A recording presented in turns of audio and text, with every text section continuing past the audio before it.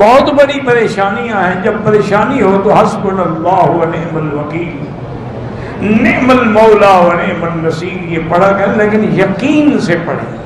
شرط یہ،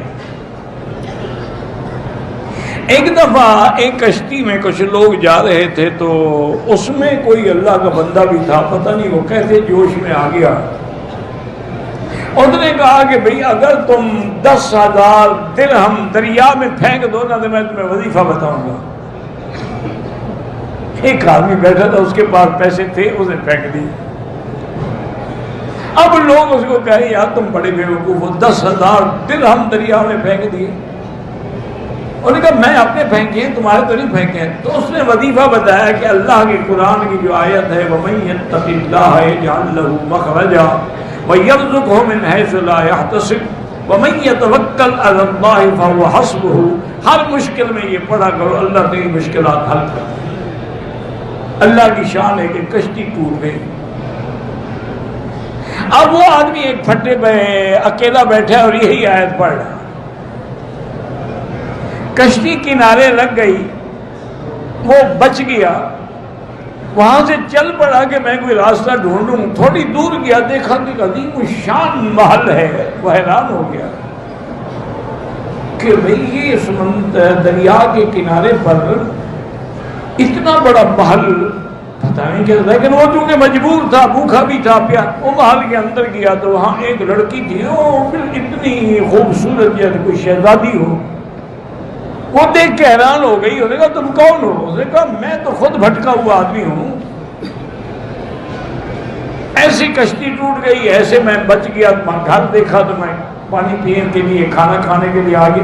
اور نے کہا دیکھو بات سنو، میں واقعتاً ایک بہت بڑے امیر آدمی کی بیٹی ہوں. مجھے ایک شیطان جن نے وہاں سے اٹھا کے یہاں رکھا ہوا ہے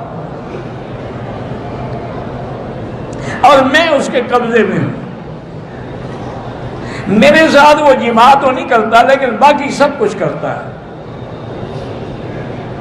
اور یہ محل بھی اس کا ہے، اور یہ موتی جواہرات جو دیکھ رہے یہ بھی سب اس کے. اور ابھی وہ آنے والا ہے، اس کے آنے سے پہلے تم نکل جاؤ ورنہ تمہیں مار ڈالے گا. وہ کہتے ہیں کہ ہم ابھی ایسی باتیں کر رہے تھے کہ اندھیرا ہو گیا محل میں. اور کہا دیکھو بدبخت شیطان آ گیا ہے، تم اب بھی بھاگ جاؤ. اتنی دیر میں شیطان ظاہر ہو گیا. اس نے کہا اچھا تم میرے محل میں میری اجازت کے بغیر اندر آئے ہو. اور نے یہی آیت پڑھنی شروع کی وَمَن يَتَّقِ اللَّهَ يَجْعَل لَّهُ مَخْرَجًا. پڑھتا گیا، پھونک مارتا گیا، شیطان جل کے ختم. اب اس لڑکی نے کہا کہ تم نے مجھے ظالم سے نجات دی ہے تو اب مجھے لے چلو، بصرے میں میرا گھر ہے اور یہاں محل تو ہم نہیں لے جا سکتے لیکن سونا چاندی زیورات جواہرات جتنے ہیں یہ سب باندھ لو. انہوں نے کہا وہ ہم نے لیا. ہم آگے آئے، کافی سفر کیا، پیدل چلتے رہے. لیکن اللہ کی شان یہ ہے کہ دریا کے کنارے بھی چل رہے تھے، ایک کشتی ہمیں نظر آ گئی. ہم نے کپڑا ہلایا، وہ آ گیا. انہوں نے کہا ہم تو بصرے جا رہے ہیں. انہوں نے کہا ہم بھی بصرے جائیں گے، مزدوری لے لو.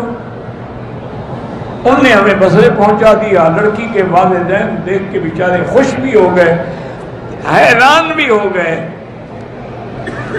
انہوں نے جب سارا واقعہ سنا تو نے کہا دیکھو بیٹا ہمیں تمہارے نیک ہونے پہ کوئی شبہ نہیں. کیوں؟ اگر تم برے ہوتے تو کیوں لے آتے ہمارے گھر میں لڑکی کو؟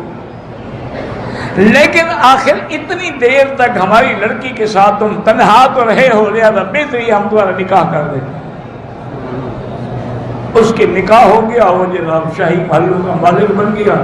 انہوں نے کہا 10,000 درہم بہتر تھا یا وظیفہ بہتر ہے؟ لیکن شرط یہی ہے کہ یقین ہو. ہم پڑھتے ہیں یقین